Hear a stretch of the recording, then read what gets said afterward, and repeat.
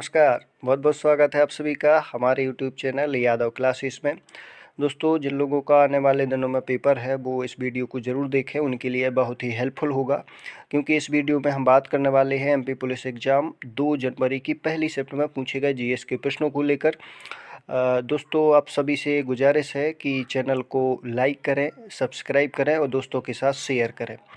चलिए, आज जो पहली शिफ्ट में प्रश्न पूछे गए हैं उनमें से जो पहला प्रश्न मुझे प्राप्त हुआ है वो विज्ञान से संबंधित था कि बर्मी कल्चर का संबंध किससे है। तो ध्यान रखें, जो विधि हैं उनसे संबंधित भी प्रश्न पूछे जा रहे हैं। जैसे आज पूछा गया बर्मी कंपोस्ट या बर्मी कल्चर का संबंध किससे है, तो इसका संबंध जो है वो केंचुआ पालन से है। कितने दिनों में पूछा जा सकता है कि बर्मी कल्चर के थ्रू खाद बन जाती है या केंचुआ कितने दिन में खाद बना देता, तो इसका राइट आंसर है 1.5 माह या 45 दिन में बर्मी कल्चर की जो प्रोसेस है वो पूरी हो जाती है। अगला प्रश्न इतिहास को लेकर था। कालिदास किसके दरबारी कवि थे। ध्यान रखें दोस्तों, कालिदास से संबंधित प्रश्न पहले भी पूछे गए हैं, तो इसका जो राइट आंसर है वो कालिदास चंद्रगुप्त विक्रमादित्य जो थे या चंद्रगुप्त प्रथम कहाँ के थे, उज्जैन के राजा थे। उज्जैन, ठीक। तो उज्जैन के राजा थे विक्रमादित्य, जिनके शासनकाल में विक्रम संवत 57 ईसा पूर्व, पिछले वीडियो में मैंने बताया भी है इसके बारे में कि विक्रम संवत जो शुरू हुआ था 57 ईसा पूर्व में, किसके शासनकाल में, विक्रमादित्य।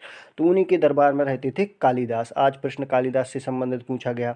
दोस्तों, कालिदास की प्रमुख नाटक और रचनाएं प्रसिद्ध हैं, जिनमें से यदि अपन बात करें, एक नाटक है कालिदास का जिसका नाम है अभिज्ञान शकुंतलम। अभिज्ञान शकुंतलम, तो अभिज्ञान शकुंतलम पहला ऐसा नाटक है कालिदास जी का कि जिसका यूरोपीय भाषाओं में या विश्व की अन्य भाषाओं में अनुवाद किया गया है। जबकि इनका सर्वश्रेष्ठ जो रचना है, ध्यान रखें नाटक नहीं बोल रहा हूँ, सबसे सर्वश्रेष्ठ रचना है उसका नाम है मेघदूत। ठीक, तो ये आप याद रख सकते हैं। कालिदास चंद्रगुप्त जो प्रथम थे उज्जैन के राजा, उनके नवरत्नों में से एक माने जाते थे। यह एक संस्कृत कवि भी माने जाते हैं कालिदास। तो ध्यान रखें कौन से कवि हैं, संस्कृत कवि हैं, संस्कृत में कवि हैं। इन्होंने संस्कृत में बहुत सारी रचनाएं लिखी हैं। जैसे इनकी रचना की नाम बात करें तो मेघदूत है, दूसरा ऋतु संहार है। इस तरीके से इनकी प्रमुख रचनाएं हैं। ठीक, तो चलिए अगले प्रश्नों की ओर चलते हैं।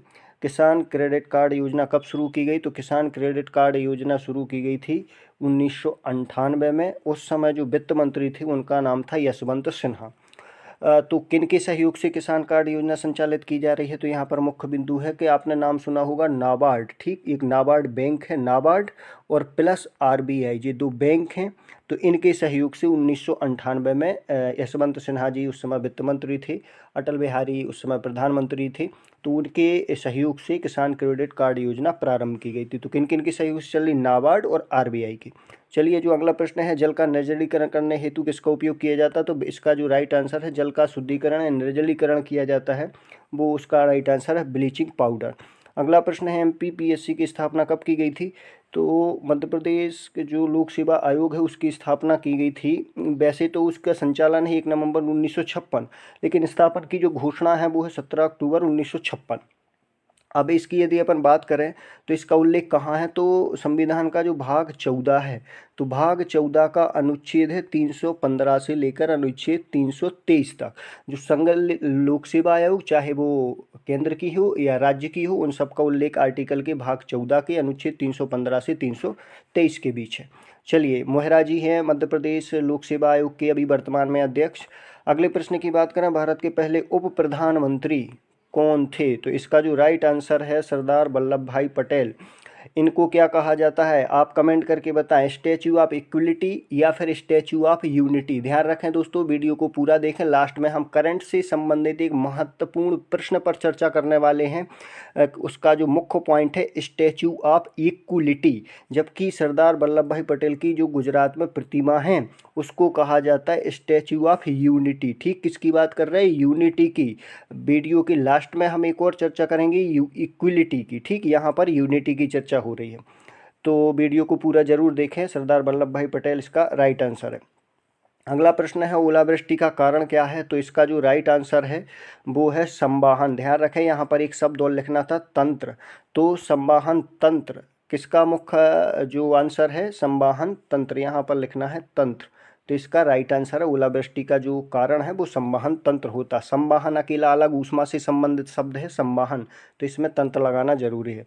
अगला जो प्रश्न वायुमंडल से पूछा गया था कि वायुमंडल में ओजोन मापने की जो इकाई है वो क्या है, डाप्सन है। एक्चुअली में यदि बात करें तो डाप्सन एक वैज्ञानिक का नाम था जो 1928 से, जिन्होंने जो काम किया था 1928 से 1958 तक इन्होंने विभिन्न देशों में ओजोन से संबंधित केंद्रों का एक नेटवर्क तैयार किया था और इन्होंने ही बताया था कि ओजोन की जो मोटाई हो रही है, जो मोटाई होती है उसमें कमी हो रही है, और उसको मापने की एक इकाई डेवलप की गई 2008 में, जो उनके नाम पर डेवलप की गई थी, उनका नाम था डाफ। यहाँ पर एक बिंदु और आप ध्यान रखें कि जो ओजोन परत पाई जाती है वायुमंडल के किस मंडल में पाई जाती है, तो इसका राइट आंसर होगा कहाँ पाई जाती है, समताप मंडल में ओजोन गैस की एक लेयर पाई जाती है जिसको कहा जाता है ओजोन मंडल, तो वो कहाँ पाई जाती है, समताप मंडल में पाई जाती है। ओजोन को किस रूप में माना जाता है, ऑक्सीजन के 3 अणु मिलकर एक संरचना बनाते हैं जिसे क्या कहा जाता है, ओजोन कहा जाता है। चलिए चलते हैं अगले प्रश्न की ओर। खारे पानी की सबसे बड़ी झील भारत की कौन सी है, तो वैसे तो चिल्का झील है, लेकिन यदि खारे पानी की बात की जाए कि खारे पानी की सबसे बड़ी झील है, तो इसका राइट आंसर है सांबर झील। है कहाँ पर जी, राजस्थान में है। ठीक, तो इसका आंसर है राजस्थान। आप कमेंट करके बता सकते हैं कि भारत की सबसे बड़ी मीठे पानी की झील, ध्यान रखें दोस्तों झीलें पूछी जा रही हैं, तो मीठे पानी की झील आप कमेंट करके ज़रूर बताएं। अगला प्रश्न, भारतीय राष्ट्रीय कांग्रेस की स्थापना के समय गवर्नर जनरल कौन था, तो भारतीय राष्ट्रीय कांग्रेस की जो स्थापना हुई थी वो कब हुई थी, 28 दिसंबर, डेट याद रखें आप, कब हुई थी, 28 दिसंबर 1885 में। ठीक, 1885 को कांग्रेस की, भारतीय राष्ट्रीय कांग्रेस की स्थापना की गई थी। किसके द्वारा की गई थी, तो ब्रिटिश सरकार में जो कांग्रेस के पहले सचिव रहे थे उनका नाम था एलन ऑक्टेवियम ह्यूम। ठीक, किसके द्वारा की गई थी, A.O. ह्यूम के द्वारा, एलन ऑक्टेवियम ह्यूम, जो कि उस समय के सिविल सर्वेंट थे ब्रिटिश के, उनके द्वारा क्या की गई थी, कांग्रेस की स्थापना की गई थी। उस समय जो ब्रिटिश कालीन गवर्नर जनरल था उनका नाम था लॉर्ड डफरिन। कब से कब रहे हैं, 1884 से 1888। किसके स्थान पर आए थे लॉर्ड डफरिन, तो लॉर्ड डफरिन आए थे लॉर्ड रिफिन। ठीक, लॉर्ड रिफिन की जगह पर आए थे लॉर्ड डफरिन। चलिए एक महत्वपूर्ण बिंदु और है कि कांग्रेस की स्थापना कहाँ पर की गई थी, तो मुंबई का जो ग्वालियर टैंक है, क्या है, मुंबई, मुख्य रूप से बोल सकते हैं मुंबई, तो मुंबई का जो ग्वालियर टैंक है गोकुलदास संस्कृत कॉलेज में 1885 में कांग्रेस की स्थापना की गई थी। आप कमेंट करके बताएं पहले अध्यक्ष कौन है कांग्रेस के। चलिए अगले प्रश्न की बात करते हैं, मध्य प्रदेश का कौन सा जिला गुजरात से लगता है, तो यहाँ पर 2 जिले आते हैं, मुख्य रूप से ऑप्शन में एक ही मिला है जहाँ तक मुझे प्रश्न प्राप्त हुए हैं, एक झाबुआ और एक अलीराजपुर। एक कौन सा है, अलीराजपुर। गुजरात ऐसा राज्य है कि मध्य प्रदेश से सबसे कम सीमा बनाता है, कौन सा, गुजरात, मात्र 2 ही जिले लगते हैं किससे, गुजरात से। चलिए अगले प्रश्न की बात करें, मध्य प्रदेश के पहले सीएम पूछा गया है, तो मध्य प्रदेश के पहले जो सीएम थे वो थे पंडित रविशंकर शुक्ल, और यदि पर पहली महिला फीमेल पूछी जाए तो कौन सी थी, उमा भारती थी। कौन थी मध्य प्रदेश की पहली महिला सीएम, उमा भारती। ठीक, भारत की पूछे तो भी आप बता सकते हैं कि कौन थी। ठीक, उत्तर प्रदेश से थी, उनका नाम मैं नहीं बता रहा हूँ, आपको कमेंट करके बताना है। अगला प्रश्न है, दतिया नगर की स्थापना किसने की थी, तो दतिया नगर की जो स्थापना की थी वो 16वीं सदी में की गई थी, राजा वीर सिंह जूदेव के द्वारा। कब की गई थी, 16वीं सदी में। ठीक दोस्तों, मैंने पहले ही कहा था कि वीडियो के लास्ट में मैं एक करंट से संबंधित प्रश्न पर चर्चा करूंगा, तो इस सीरीज में आज का जो प्रश्न है वो है स्टैचू ऑफ इक्वलिटी से। ध्यान रखें किसकी बात हो रही है, स्टैचू ऑफ इक्वलिटी, बहुत ही महत्वपूर्ण संबंधित है, करंट से संबंधित प्रश्न है। तो जिस तरीके से सरदार वल्लभ भाई पटेल की प्रतिमा स्टैचू ऑफ यूनिटी के स्टेटस को लेकर स्थापित की गई थी, उसी तरीके से स्टैचू ऑफ इक्वलिटी स्टेटस को लेकर एक प्रतिमा हैदराबाद, कहाँ पर, हैदराबाद, जो कि तेलंगाना में आता है, नया राज्य बना था। आप कमेंट करके बताएं कब बना था, तो तेलंगाना के हैदराबाद में स्टैचू ऑफ इक्वलिटी स्टेटस लेकर एक प्रतिमा स्थापित की जा रही है जिसकी ऊंचाई कितनी है, 216 फीट है।